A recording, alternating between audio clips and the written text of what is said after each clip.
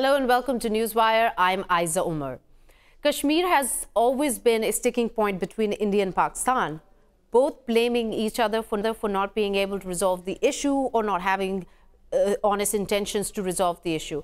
Meanwhile, the locals, the Kashmiris, they pay the price in rapidly rising body bags for South Asia's long-standing feud. Rape, murder, torture and disappearances make this a sordid history dating back to a time well before the subcontinent was left divided by the British colonizers. Now let's take a quick overview of the Kashmir conflict and its plight in this package. The freedom movement is one of the oldest freedom struggles in South Asia. It is also the world's most militarized zone. More than 1 million soldiers of Indian Army and paramilitary forces are trying to curb a freedom struggle which dates back to the 1930s. 1947 was year of independence for both India and Pakistan, but for Kashmiris, it was a year in which only masters were changed. The scenic Kashmir Valley, Ladakh and Jammu have been a territorial dispute between Pakistan and India for the past 71 years. Pakistan and India have fought one all-out and 2 limited wars on this issue. Pakistan supports Kashmiris' right to self-determination and plebiscite, which was promised to them and later endorsed by the UN resolution. The United Nations Security Council resolution of 1948 stated that the fate of Kashmir will be decided over UN-supervised plebiscite. Soon after the resolution, the conditions for holding a plebiscite were also laid down. The implementation of the resolution, however, has been lingering ever since, as India has consistently found ways for its delay. Indian Prime Minister Jawaharlal Nehru stated in the Indian Parliament on June 26, 1952, that he fully supported plebiscite for Kashmiris, although his efforts never came to fruition.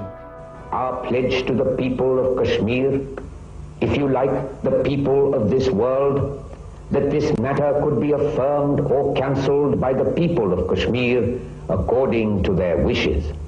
We do not wish to win people against their will with the help of armed force, and if the people want to part company with us, they may go their own way and we shall go ours. As opposed to what Nehru said, Kashmir was formally incorporated into the Indian Union in 1957. It was granted a special status under Article 370 of India's constitution. After that, India refused what it had committed internationally and started calling Kashmir its integral part.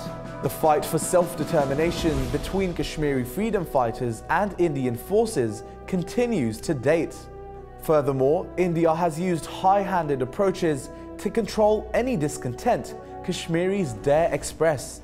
Indian-occupied Kashmir has become a curfew zone. Kashmiris are beaten and humiliated in different parts of India, and doors of progress have been closed for Kashmiris.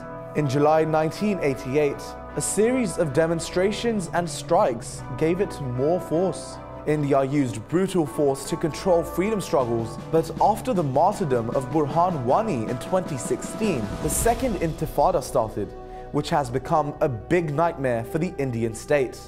More than 100,000 Kashmiris have been martyred, thousands are missing, and around 22,900 women have been raped since 1989. Indian security forces have taken sadism to new highs. The Indian Army and paramilitary forces use pellet guns to counter protests. These pellet rounds are fired aiming at faces, and as a result, hundreds of Kashmiris have lost their eyes. Every year on the 5th of February, Pakistan observes this day as the Kashmir Solidarity Day, to express its support and unity with the people of Kashmir for their ongoing freedom struggle. Meanwhile, the world largely remains silent on the issue of resolving Kashmir's fate. Unless the global community steps up and makes serious efforts, Kashmir will continue to bleed and will remain a big question mark on the civilized world's silence on the Kashmir issue.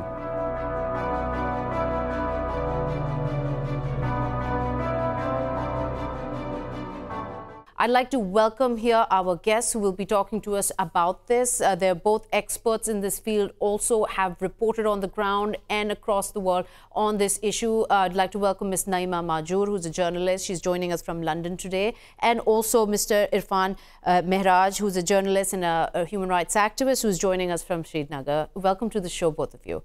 Let me start with you, Ms. Nayeema. How do you see Prime Minister Modi's visit to Kashmir that took place on Sunday, especially in light of the tight security shutdown there was, and of course, and the protest in which people did not come out as following orders from the Hurriyat leaders? Well, this time we were expecting that because this is now an election year, and we were expecting that Modi will have some announcement for the Kashmiris that he is adamant to initiate a dialogue process, whether it is with Pakistan or with the Kashmiris or with the Hurriyat. But we didn't get such message. Instead, he wanted to break the back of militancy, and he showed the same confrontational attitude which we've been seeing for the last 4 years there. And the protest, whether it is a protest from the people, whether it is a protest from the Hurriyat, and then the curfew-like situation, which was, implemented by the government itself, situation was not better, and there was nothing in this big halabala of Modi's visit, and we didn't get anything. And people have now realized in Jammu and Kashmir that until this government is there, we shouldn't expect anything more, anything from them, except that the military might is there, and how they are dealing with the protests, with the people, with civilians, with militants, and how this is going on. And this is making situation very worse. One thing we've seen, Mr. Irfan, is that as elections draw nearer, we see the escalation of violence increase more than before. There are many more search operations taking place by Indian security forces. Is this not counterproductive, or is this also part of an election agenda as they're preparing for the general elections in a few months? Well, I think the elections in Indian mainland have always been occasioned with extreme violence in Jammu and Kashmir. As we have seen in the recent months, Jammu and Kashmir witnessed the highest violence in the last decade, with at least around 580 people being shot dead. I will give you statistics of the last month, January also, in which around 20 militants were shot dead and few civilians were also killed. So which basically means that whenever there is election in India, there's an escalation of violence in Jammu and Kashmir, and that violence has always been used to pump up, election euphoria in India by the BJP, and it's been going on since 1990s. It's not a new trend. And what we saw recently with the Modi's visit, his categorical, threatening speech, that where he said that he will wipe out militancy, it goes with his line of that whenever elections are near, they will spike up their militaristic talk over Kashmir. What it means is as a continuous punishment for Kashmiris. What it means is a continued life under occupation and threats. As you can see that on the days of Modi's visit, Kashmir was completely shut. Even ATMs were shut, internet was shut for the whole day. I mean, you have an Indian PM who proclaims that Kashmir is an integral part of India and visits a place, and people are not allowed to come out of their homes. I mean, it's very ironic on part of a democracy. Yeah. Ms. Nayeema, it is definitely a great point to consider here. He's come out to show that he is with the Kashmiris. He's trying to show support or garner support from voters in India. And yet at the same time, tight security shutdown, people are not allowed on the streets, internet, basic facilities like internet and ATMs and everything is shut down. Why is it that this does not get translated to the Indian public, or does it? And just that sentiment does not come across when voting begins? No, no, actually, we've been seeing this for the last few decades now. It's a routine in Kashmir. Any prime minister, whether it is Modi, whether it was Manmohan Singh, or whether it was anybody else, there is always a shutdown. But we have seen, as I was saying earlier, for the last 4 years, situation has gone bad to worse. And this time, I mean, we were expecting Modi, the next Vajpayee, because Vajpayee was also from the same clan of RSS and BJP. And at that time, when he came, 15 years before, and when he announced in Srinagar itself that we will resolve Kashmir according to Jamhuriyat, Insaniyat, and Kashmiriyat. The same was expected from the Modi, but for the last 4 years, we haven't seen anything such type of attitude from this government. And this shutdown, curfews, it's a routine matter. We've been having this for the last, I mean, so many decades now. Yes, it has not translated well into the people of Kashmir because the media, Indian media, is not projecting it. What is happening in Indian... There's a complete media blackout. There's a complete media blackout in India when it comes to this. It's only still a little bit of social networking. You get some news outside Kashmir. Otherwise, it's a total blackout, and you don't know what's happening in the remote areas of the Kashmir. So the Hurriyat leaders have denounced these economic packages, saying this is not what the Kashmiris are looking for. What in Mr. Irfan Mehraj would have been an ideal situation? What could have Modi done to sort of at least bring down the escalation of violence that we are witnessing in Jammu and Kashmir?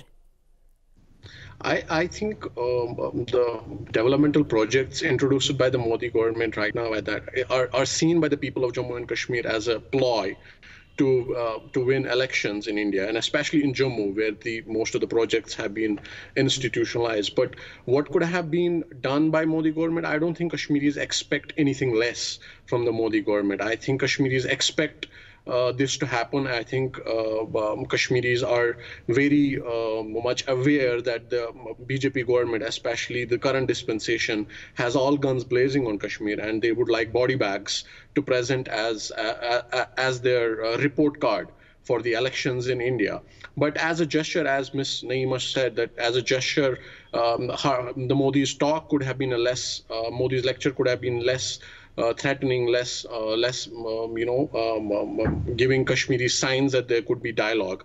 But we haven't seen that. We have seen that, as usual, Hurriyat leaders being, closed behind in their houses. People's activities people's activities curtailed, shut down on the streets, internet. Ms. Nayeema, sorry, let me pull in Ms. Nayeema here quickly. And so nothing has changed, like both of you have highlighted again and again. For decades, this has been pretty much the same routine. The only thing that's changed is the violence has gone up. The movement for freedom has become stronger. Where do we go from here? Where is the international community in making any kind of assertive effort in at least bringing some kind of accountability to the security forces and their activities within Jammu and Kashmir? Well, we have to understand the Kashmir problem first. It's not a it's not an economic package problem. It's not an issue of only human rights violations. It is a political problem which has been there since 47, and where international community has totally failed Kashmiris by not bringing both these countries together to resolve this issue. All right. Thank you so much, Ms. for joining us here on Newswire. Coming back to you, Mr. Irfan, the number of people dying every day or in protests across the board in Jammu and Kashmir continues to rise. Since 1989, there have been reported about over 1 million people killed. And this yet is the most militarized zone in the entire world. There are reportedly 1 million soldiers placed for a population of 12 million Kashmiris. Why is it that these search operations for militants never end? They never get to the bottom of the trail. What is going on that they are not able to curtail this so-called militancy? I think one of the fundamental reasons that Indian state has failed at, killing Kashmiri movement for self-determination is because it has allowed fair to escape from the people of Kashmir. If you see from last 20 years, earlier it used to be when the insurgent movement started in Kashmir, people were running away from encounters. But today you are seeing people going towards the encounters to save the militants. But the response of the Indian state has always been the same. And if you look at the patterns of violence of Indian state, it has always been directed against the civilian population. And it has, because Indian state itself saw that Kashmiri movement is not it's not a fringe movement, it's a movement by the people. It's interesting because the political conversation has always been, the political rhetoric that comes from the Indian government, whichever government is in place, is that this militancy is an external proxy war being conducted by parties, I'll just say it, Pakistan. They've blamed us for decades, and yet at this time, whoever at least we've spoken to on Newswire who has been part of these protests in Kashmir has said one thing always, that these are people coming from their homes voluntarily in protest, facing pellet guns, knowing what torture faces them. So when is it that they will see that this is indigenous movement? Is this something that they will continue to deny? Do they not recognize it? What's going on over there? No, I think I would like to answer it by referring to the fact that India has over 7 million armed forces stationed in Kashmir. If everything is directed by Pakistan, if everything is done by Pakistan, then what are 7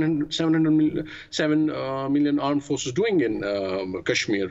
I think if you look at whether the Kashmiri movement has been indigenous or whether it has been, supported by other states, I think you have to see the patterns of violence inflicted by Indian state against people of Kashmir. Right from the start, it was people who were killed. It was in 1990 with the coming of the governor Jagmohan. In 5 months, he unleashed a reign of terror in Kashmir.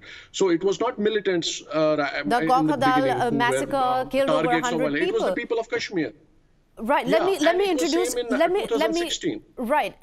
me introduce another guest. She's the executive editor of Kashmir Times. She's based out of New Delhi. She'll be talking to us about this also. Welcome to the show, Miss Anuradha Bhasin. We're talking about how is it that the highly militarized zone that Jammu and Kashmir is right now, the most militarized in the world, cannot curtail this allegedly this militancy that has been going on for over several decades. Why can't they stop the violence? And why, as a result, is the collateral damage on the civilians, young children, women, babies of as young as 18, 20 months old who are losing their eyesight to what?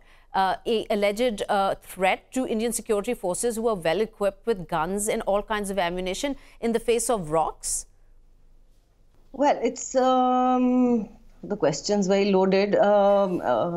They are unable to contain violence because, first, the dispute of Kashmir has not been settled. There are no attempts whatsoever for engaging people through a dialogue or trying to de-escalate human rights violations, which is feeding into this whole cult of violence. It's, of course, young boys standing on the streets, protesting on the streets, or even women who are now coming out on the streets to protest with rocks and stones are no match for the security forces. But there are also now, it's pushing, the desperation is pushing young boys to pick up the gun. And they're not very well trained. This is homegrown militancy. They pick up the gun, the next day they're out in the field fighting, and their lives are very short-lived. Within, say, 2 to 6 months, these young boys are killed in encounters. Apart from that, the civilians are excessively becoming fodder for security forces, whether they're in the streets, they're sitting in their homes. At the same time, when the gun culture enhances, the culture of violence enhances, whether it is the men in uniform using them, or but don't you think the Armed Forces actors, Special Protection Act has a big role to play? My point is that the civilians are, sorry? My question was that when you're talking about guns, isn't the Armed Forces Special Protection Act a big contribution to why this is getting worse? That is one of the reasons, but even without the Armed Forces Special Powers Act, there are other laws. There is an entire culture of impunity that is practiced through political patronage, through official patronage, like the local police. That does not, it is not covered or by the Armed Forces Special Powers Act. But even they have not been held, tried for cases of human violations. Many of these police officers, constables are involved in human rights violations in the last several years. And it's kind of a political official patronage and a cover of impunity that they get even without such draconian laws. Right. And Mr. Irfan, let me ask you this. While the world seems to be learning from history, we see, and I'm not endorsing any of this, I'm just relating the facts here, President Trump withdrawing from Syria, withdrawing from Afghanistan, or at least making attempts to do it here. This battle has gone for way too long. The collateral damage continues to rise. When is it that this policy is going to change in India, or is it at all? Is there something that we are not seeing or understanding of the pretext that is Jammu and Kashmir and the indigenous movement there? Yeah, I think India should definitely let go of its intransigence over Kashmir and look at other world powers, like how US even talked with North Korea and how they are withdrawing troops from Afghanistan and withdrawing troops from Syria. I think even Indian government acknowledged that Taliban's talks with Taliban should happen. But in Kashmir, you don't see nothing like that. You see a complete brutalized regime and gets rid over people of Kashmir.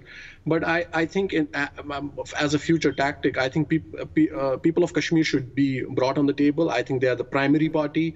I think both of them, both India and Pakistan, should look at the voices of Kashmiri people and see to it that no further suffering is caused because of this entrenched dispute between the two people. And I'm sure that Kashmiri people can pave way for an atmosphere of peace in this region, in the South Asian region, which is held, hostage because of this conflict.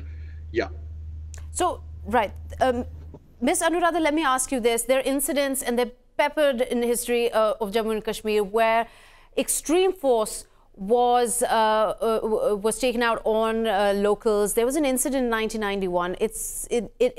Nothing came as a result of it, but there were women of a village of Kunan that were raped, all of them. 40 to 50 men were taken out from their homes in the middle of the night. They were tortured in the freezing snow, and meanwhile, Indian security forces raped their women.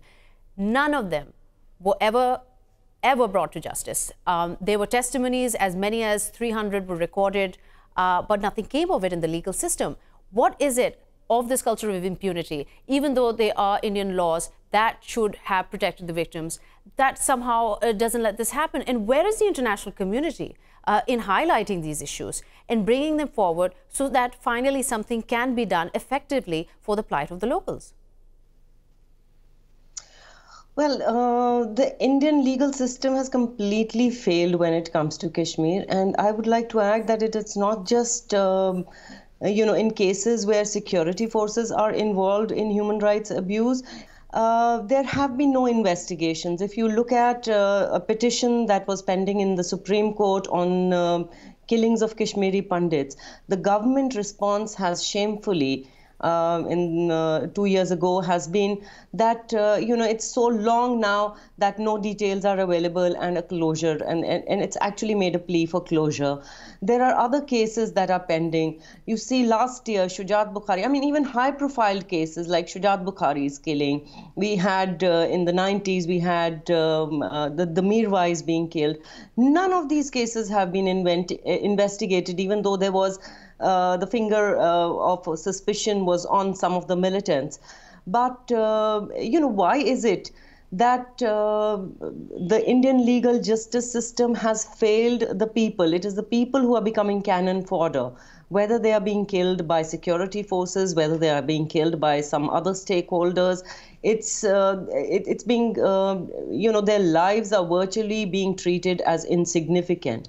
And that is extremely worrying. India is a democratic country. It has a very lofty constitution. So it's kind of letting down the people of Kashmir. It is letting down the people. As far as, there are these international humanitarian organizations, some of them have come out with their reports. The problem is that many of them are not getting access to Kashmir. All right. Yes, that is a big problem. India does not allow any foreign observers or third parties to enter Kashmir. It's very hard even for journalists to get access within Jammu and Kashmir. And it's interesting because the Prime Minister Modi made a visit, Mr. Irfan, to Kashmir, went and said that we'll break the back of militancy. He went and highlighted what a pity it was that Kashmiri pundits were run out of the area, but does not ever seem to acknowledge the hundreds that are killed in massacres conducted by his own security forces. For the Indian state, for the current dispensation as well, Kashmiris have always been outside the imagination of the Indian Republic. Kashmiris are people who live outsiders, who live on the margins of these ideas. Kashmiris, that's why they have been denied justice, because denying justice to Kashmiris effectively means end to Indian occupation. Kashmiris have not been, for Prime Minister Modi, killing of Kashmiris is essential for its functioning of a democracy in India, because it's killing of Kashmiris which gives Modi the hand to show that we are killing militants in Kashmiris. Right. We are doing our best job in Kashmir. No, but after this history with so much violence. Yeah. And 8,000 disappearances to count. Of course, I can't give you a fixed number because every day there's a new story. Do you think the Kashmiris now want autonomy, or do they want complete independence from India? What is it that we can realistically expect to be a political solution for Jammu and Kashmir? I think at this point, Kashmiris are tired of hearing of solutions which does not include them. I think they want complete independence. I think that's the only solution they think that is in the future. And I would like to point out here that Kashmiris don't see the problem in Kashmir as a dispute between two nations. They see it as an occupation. They see it as a military occupation that has not just endangered their lives, that has taken away all their economic opportunities, and their because of this occupation, we are not able to trade. We are not able to sustain ourselves. Indian government and Indian companies and Indian state. They see it as an occupation, not a territorial dispute. And now we'll take a short break. Stay tuned to Newswire.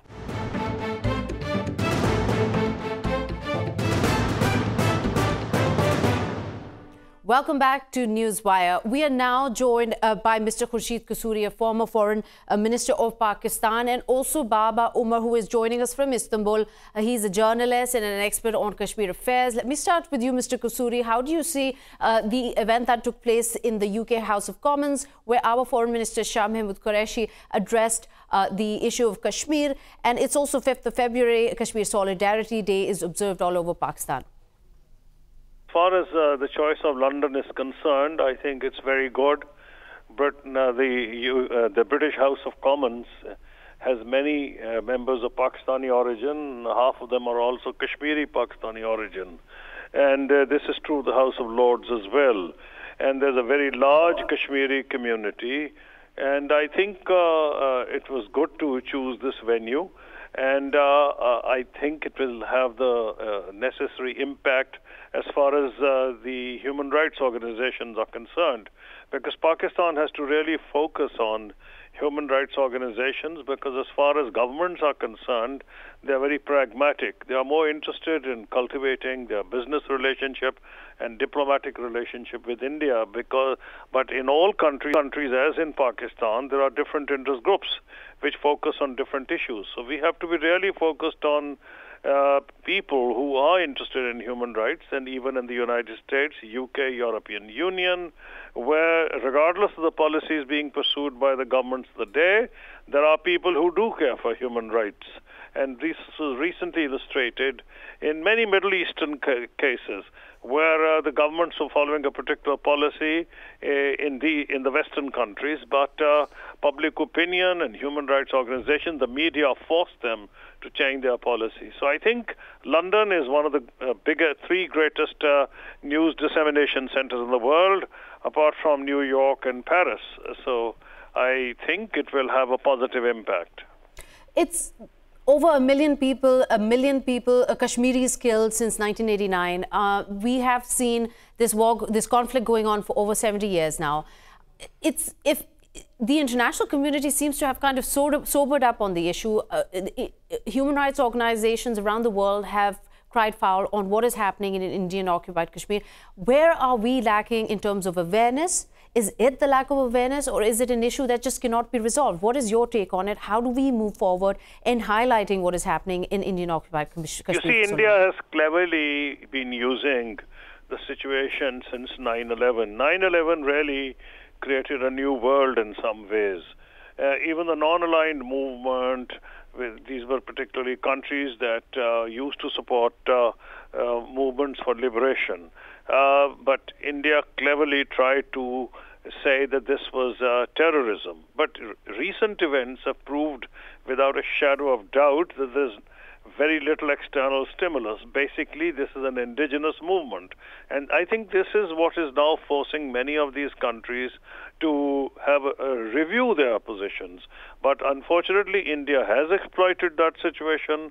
The new situation is created in 9/11, where nobody asked the question what the cause of the upheaval was, whether it was Palestine or Kashmir or elsewhere. In Afghanistan, when I was foreign minister, one of the Indian foreign ministers at that time was Yoshafat Sinha. He toured the valley and wrote a report which gained international repute and currency, in which he made it very clear that Indian state had lost the support of the people of Kashmir. And the main reason, he pointed out, was that the Indian state was not prepared to accept the fact that Kashmir is a political solution. And he pointed out that Indian state had to recognize that it was a political issue and it was resolved politically. And he did, of course, indicate that for that, of course, he suggested you needed to talk to the Hurriyat, but he also suggested indirectly that you will have to talk to others. That's Pakistan in particular. Mm-hmm. And not only that, one of the hawks in India, when I was foreign minister, was one of the national security advisors, M.K. Narayanan. He's reached a similar conclusion. He went further. He said the time has come for us to go back to some of the things that were done during our tenure, and he referred to some of the framework, the Kashmir solution that was worked out at that time. So it means that there are people in India who understand that you cannot resolve Kashmir issue by, the usual tricks with force. It has to be a political solution. But at the same time, while Pakistan has made many public attempts to try and bring them to the negotiating table, bring India to talk to them about Kashmir, there has been one reason or the other where they have refused, saying at one point recently that our intentions are not fair or clear. Is this something we can expect until the general elections in India are over and the new government is in power? Yes, I think we can. And unfortunately, the BJP has realized to its cost how successful its hate campaign has been. I purposely use the word how successful because I think when they agreed to Prime Minister Imran Khan's proposal to to have the two foreign ministers meet on the sidelines of the UNGA in New York, they realized that there was such a blowback from their own core supporters, because they had released so much poison in the polity, and in order to exacerbate differences between Hindus and Muslims in Pakistan and India, they thought they would use this policy of division and spreading poison to win the elections. Let's see what the election results are, but I do feel that we can expect no major breakthrough in talks between the two countries until the Indian elections. Thank you very much. All right. Thank you so much, Mr. Kasuri, for joining us here on Newswire. Now, coming to you, Mr. Umar, you've reported extensively on Kashmir. You were there in 2015. when the Prime Minister of India, Modi, visited Kashmir. And let's start with what has developed recently. Prime Minister Modi was there again on Sunday, and there was a rather a sort of a situation where nobody was really on the streets, a bit of the curfew, as well as a strike called by the Joint Resistance leadership. Now, I would like to hear your take on how you saw the visit at a point where the elections in India are right around the corner. I think nothing has changed since 2015 visit of Narendra Modi. Even that time, he said that he will release an economic package of 80,000 crores for the welfare of Kashmiris. But at the same time, he took a strong and a hard line on Kashmir. In fact, he snubbed the then Chief Minister Mufti Muhammad Saeed by saying that he doesn't need any advice or any expertise on Kashmir dispute from anyone in the world. And I think even during this visit, he maintained that hardline position on Kashmir by saying that we have launched surgical strikes on Pakistani army and terrorists, and we're going to break the bones of militants and the entire militancy in Kashmir. So even in this visit, he announced an economic package of 6,000 crores for roads, electricity, and all that. But there was nothing on Kashmir dispute. So these words do not suggest that reconciliation or peace in Kashmir is inevitable in the future.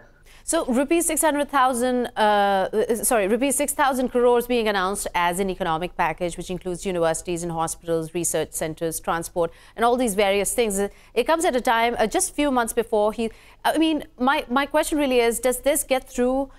Is this what the Kashmiris want right now? Are they appeased by this? Are they won over at a time like this, or where elections are around the corner?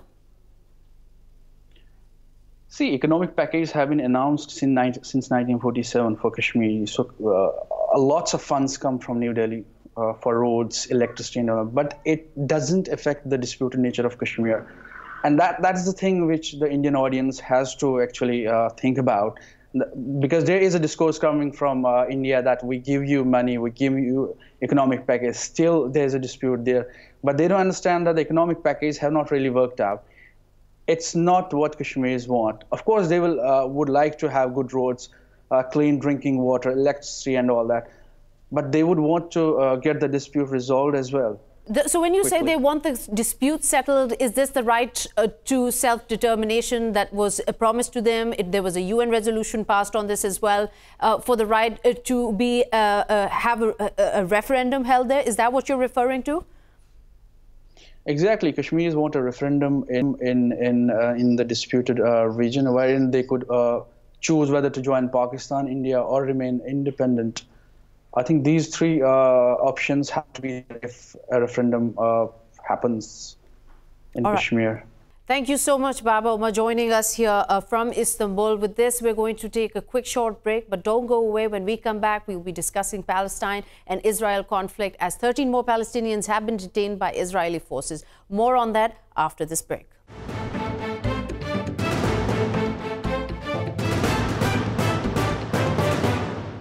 Israeli troops have shot dead one and wounded another Palestinian in the West Bank. Also, in various overnight raids, 13 Palestinians were arrested by Israeli forces.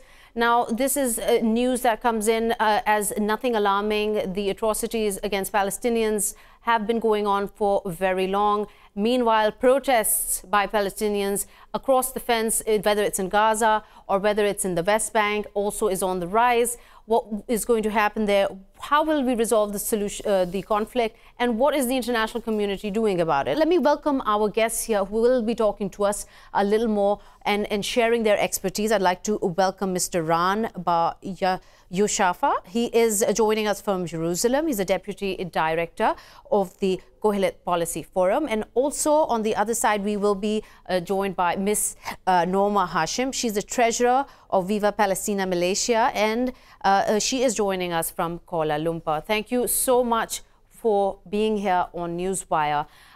The developments that have taken place, let me start with you, Ms. Norma Hashim. Of course, nothing new here. It is very sad that every day or the other we hear about deaths of Palestinians on the hands of IDF.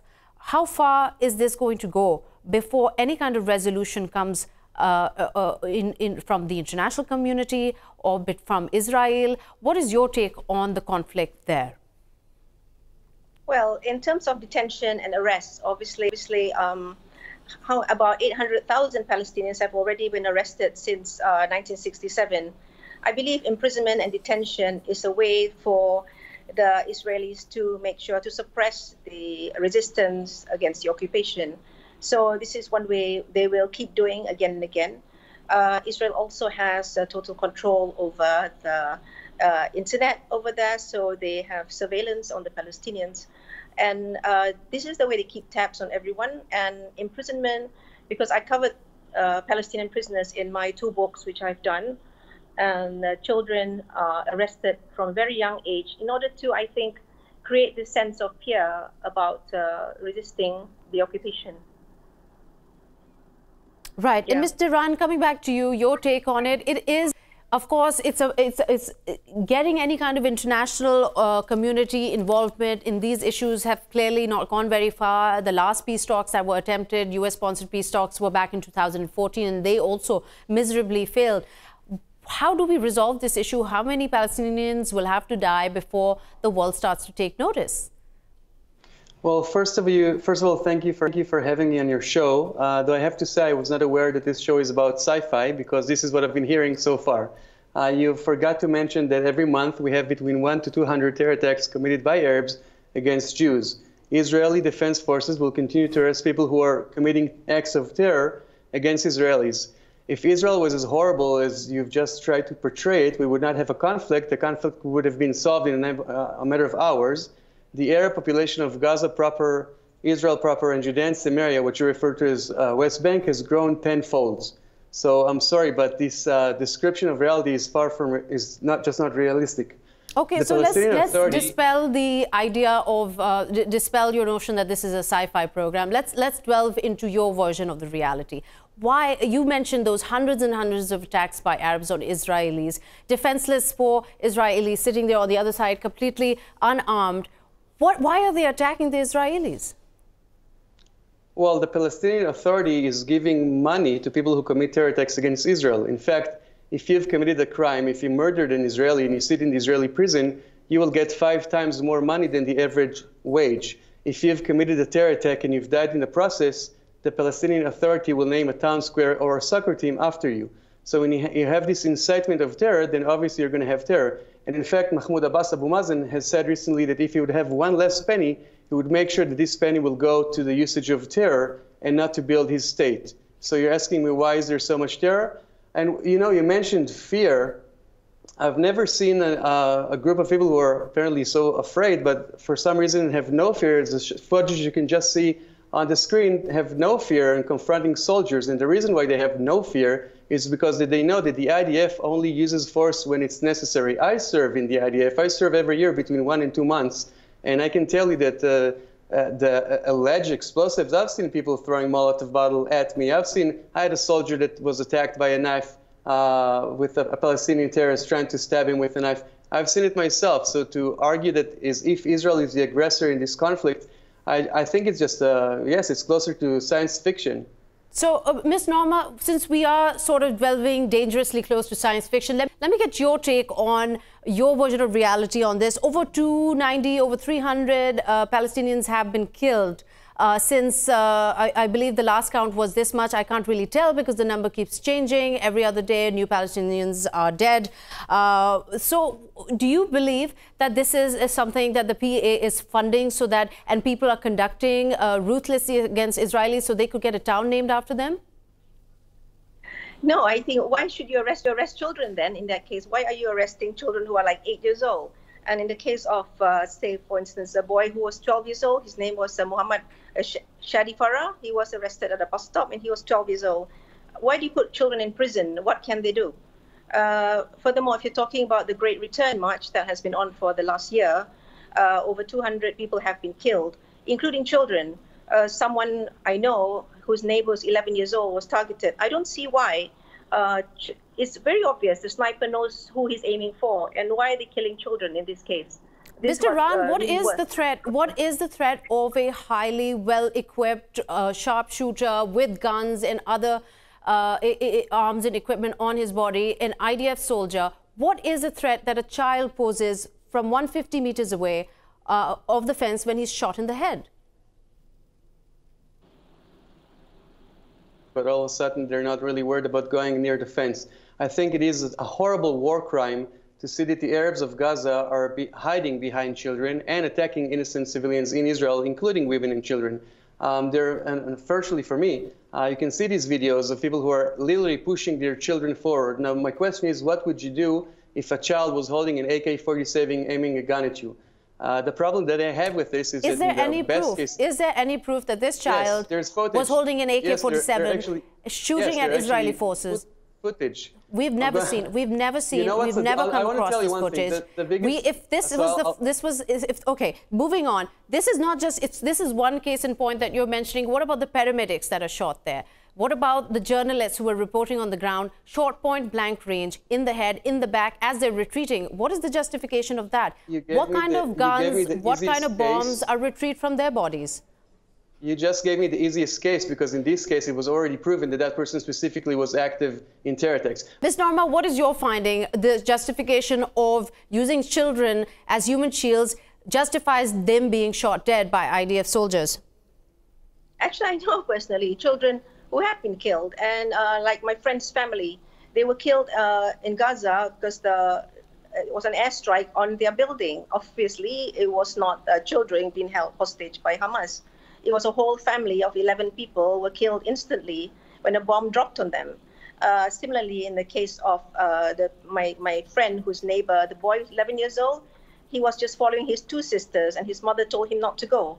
But he wanted to go with his sisters, who were medics, to the border, and he was many hundreds of meters away. He was just going to watch them treat the people who were injured. And yet he was somehow targeted and shot in the head, which just made no sense at all. And he was 11 years old. Mr. Ran, what in your opinion, since you have a stronger grip on reality than us, what in your opinion is the ratio of IDF soldiers or Israelis killed on that side of the fence as a result of Hamas attacks versus Palestinians killed by indiscriminate fire by IDF? Again, I don't agree with the fact of IDF not trying to do only what is necessary. Here's my list of friends that I've known that were murdered because of terror attacks. The difference between the two sides is that when the IDF kills someone and they're not supposed to kill them, we investigate it. And on the Palestinian Authority, they celebrate it and they try to encourage it. So when you're trying to portray, again, Israel as the aggressor on this side, I'm trying to understand. I'm not saying that Israel doesn't kill innocent people. At wartime, war is hell and innocent people die. The difference is how you take your moral stance on it. You're saying it is justified because it is a war zone. Are you saying that because it's a war zone, it is justified that so many children and innocent civilians are to be shot dead because they are allegedly Hamas fighters hiding behind them? I am saying that while Hamas and the PA glorify terror and they're happy with every death that they have, the Israeli government condemns it and tries to make sure that there are no dead people on either side. And if I was as horrible as to just try to portray we're just randomly shooting people, I would not have a conflict. Let me pull in Ms. Norma here. She's an expert on this, on her own version of it. She's written books on the prisoners. Let's talk more on the solution front. What is the solution to this problem? The solution is the Palestinians, maybe the young ones, they feel a total sense of loss in a way that they see no future. And all they know is about those children in Gaza. If you are 10 years old, you've seen 3 brutal attacks on Gaza already. This is what you grow up with. You're traumatized. Children in the West Bank, they have seen raids on their homes. Children have been arrested at 3 a.m. in the morning, and they're as young as 10, 11 years old. So soldiers have come in a house. I've seen the stories of these kids, and the soldiers are coming to look for a child at 3 a.m. in the morning. And they're waking up the whole family. The child is dragged from his bed. All these things have a very long-term effect. Solution, Ms. Norma, what is the solution? What can we expect, or what should we work towards in trying to resolve this issue? What is your take on that? Of course, you have to end this occupation. You have to end the sense of checkpoints, being subject to this different laws. How the children grow up, you have to give them more freedom. People in Gaza have to be allowed to leave. They have to be allowed to leave and go off and pursue their education, take part in sports, because Malaysia recently did not allow Israeli athletes to come to Malaysia. But that's because many Palestinian athletes have not been allowed to leave Gaza to take part in championships. Right. Okay. Thank you so much, Ms. Norma, for your take. Coming back to you, Mr. What's your take on this? How do we resolve this issue? How do we move forward? I actually agree. I think it's really important to stop the occupation of Gaza and get rid of Hamas, which is a terrorist organization which is based on theocracy. So yeah, free Gaza from Hamas. That'll be a good step for freedom of the people there. Okay, Ms. Mary Saliba, she's joining us now from Istanbul. She's also she's a journalist working with TRT World. What's your take on this? We're talking about the solution of the Israel-Palestine conflict. Of course, here, one of our guests, Mr. Ran, believes that the blame solely rests on Hamas and the Arabs. If they would just stop attacking, they wouldn't be getting killed so much. What's your take on this? Okay, with all due respect, I think we need to look at this conflict again as a highly irregular situation. We cannot possibly look at Israel like a normal, healthy, functioning state that actually looks after the rights of all civilians. There is tremendous prejudice against Palestinian people within the Israeli system.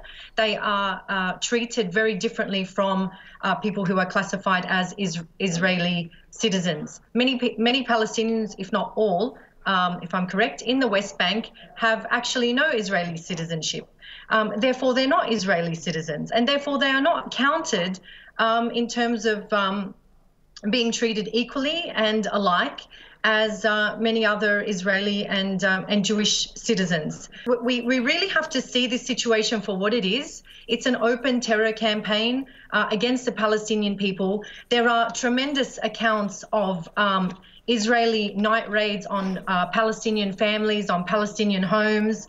Last night was just one example. In January, the UN reported 11 Palestinians killed by Israeli forces in the last 2 months. Recently, a 16-year-old girl killed at a checkpoint, Palestinian girl killed at an Israeli checkpoint. 3,000 Palestinians have been killed since the March protests last year. These people are, let's look at the reality.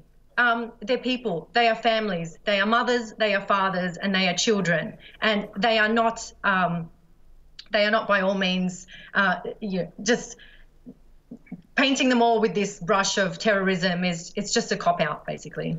And what is the solution, in your opinion, Ms. Mary? How do we go forward from here? How long before the international community can even have a say? I mean, all international organizations, the UN, the EU, the World Bank, all of them have come out and said, yes, this is a major humanitarian crisis there in Gaza. What is being done to the Palestinians is absolutely wrong. It's an open-air prison. But when does this translate into a conflict resolution? I think that is certainly the big question. I'm sure that for most Israelis, I've spent a lot of time in Palestine myself. I've met a lot of Israeli people. They are enlightened people, they are educated, and many of them are actually empathetic to other people. I feel that they don't really understand what their own government is doing. I feel that they are quite subject to a lot of propaganda from Israeli authorities, IDF media.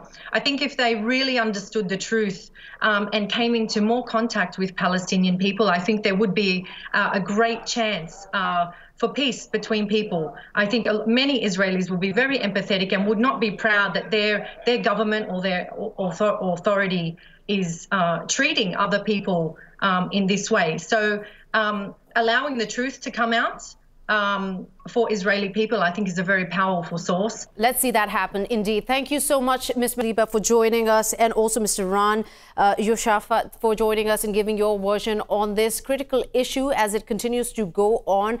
Something that I want to add on before we close the show is this is something a defense minister of Israel also said. Avigdor Lieberman went out and said about justifying the killings of the Palestinians, saying that there are no innocent people in Gaza. When that is the take of the political leadership in Israel, what to expect from the IDF, as hundreds and thousands of families have lost a loved one, have lost a child, have lost a breadwinner on the pretext that they are attacking us across the fence. What fence, what border?